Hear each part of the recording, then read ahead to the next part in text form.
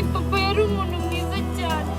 Amahoro kubanjye, shalom shalom, abadapfuye barabonana, amina amina. Urupfu rwa Jay Polly rwaje rutunguranye cyane, ndetse amagambo menshi yakomeje kwirakwira imusozi avuga ko Jay Polly yaba yarishwe n'ibiyobyabwenge. Uyu Jay Polly yasize abana babiri b'abakobwa ndetse asiga n'amakuru menshi imusozi. Kurikira iyi nkuru yose umenye amateka ya Jay Polly. Murakoze cyane, umurimo wacu turawirukansa, nizo ndangagaciro zacu nk'abanyarwanda.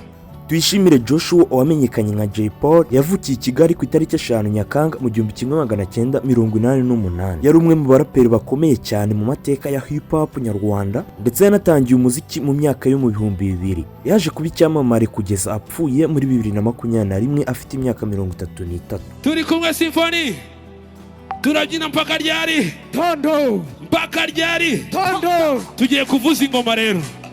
Jay Polly yavukiye i Gikondo i Kigali. Yari umwana wa kabiri mu bana batatu. Yize amashuri abanza Kinunga Primary School, nyuma akomereza muri Etoki Kicukiro, ubu ni IPRC Kigali. Musaza we mukuru ni Uwera Jean Maurice uzwi nka Uncle Maurice. She's now a big girl.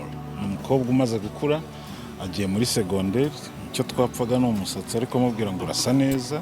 Muri 2007 Jay Polly yahuye na producer uzwi nka Ricky. Icyo gihe uyu producer ari kumwe n'abandi bayaperi nka Fireman, Bulldog, Pfra ndetse na Green P. Uyu Ricky yarabahuje bashinga itsinda rya hip hop ryiswe Tough Gang. Iri tsinda ryaje kuba rimwe mu matsinda akomeye cyane yabaye muri hip hop nyarwanda. Tough Gang yanyuze mu bihe byinshi byo gutandukana ndetse no kongera kwiyunga. Jay Polly yakunzwe kuvugwa nk'umwe mu bayobozi b'iri tsinda. Muri 2017 yatangaje ko Tough Gang itakiri nk'abavandimwe gusa, ahubwo yabaye business ku buryo itazongera gusenyuka ukundi. Uyu Jay Polly yapfuye asize indirimbo nyinshi cyane zakunzwe, harimo Ndacyariho Ndahumeka, Defwade, Malaika, Oh My God, Siribateri yakoranye n'umuhanzi Bruce Melody, Ku Musenyi, Nishimiye, Ntamaka, Ubutunzi n'izindi zitandukanye. Kandi papa yari umuntu mwiza cyane.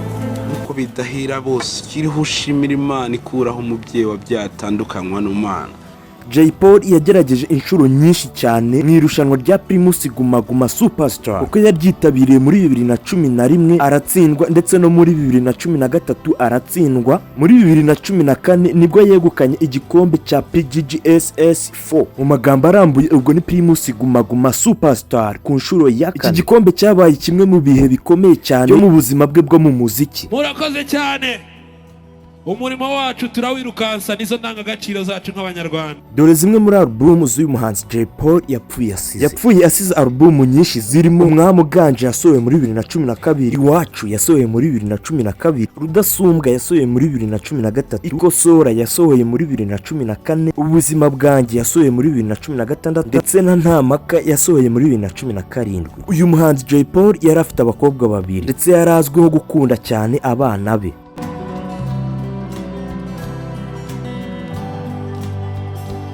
Uretse umuziki yari afite impano yo gushushanya cyane, ndetse yigeze gukora imurikabikorwa ry'ibishushanyo i Kigali. Mu kwezi kwa Mata 2021 Jay Polly yatawe muri yombi nyuma yo gufatirwa mu birori byari bibujijwe muri gahunda za COVID-19, ndetse muri ibyo birori havugwamo ko harimo n'ibiyobyabwenge. Uyu Jay Polly yafungiye muri gereza ya Mageragere ni muri Nyarugenge mu ijoro ryo kuwa 2 Nzeri 2021. Uyu muhanzi Jay Polly yararembye cyane ajyanwa mu bitaro bya Muhima. Yageze muri ibi bitaro nta bwenge afite. Abaganga bagerageje kumutabara ariko aza kwitaba Imana. Nyuma y'isuzuma ry'umurambo we byatangajwe ko yari yanyoye uruvange rwa rurimo methanol nyinshi, amazi n'isukari, bikamuviramo ikibazo gikomeye cyane cy'umutima cyarangije ubuzima bwe. Inzego z'ubugenzacyaha zahise zitangira iperereza ku byari byabaye. Uyu muhanzi Jay Polly afatwa nk'umwe mu barigenti ba hip hop nyarwanda, ndetse uyu muhanzi Jay Polly yasangiye stage n'abahanzi mpuzamahanga nka Davido, kandi yagize uruhare rukomeye cyane mu kuzamura umuziki nyarwanda. N'uyu munsi indirimbo z'uyu muhanzi Jay Polly ziracyumvwa n'abatari bake, ndetse abantu bakomeza kwibuka ijwi rye ryari ryihariye muri rap, gukoresha neza ikinyarwanda muri hip hop nyarwanda, ndetse no kuba yaratsindiye PGGSS 2014, ubwo ni Primus Guma Guma yo muri 2014, ndetse uruhare yagize mu itsinda Tough Gang ni ruzibagirana. Indirimbo ye Ndacyariho Ndahumeka, iyi ndirimbo yabaye nk'ikirango cye. Ndabashimiye cyane ababanya natwe muri iyi video. Nje nitwa Olivier, Imana ibarinde.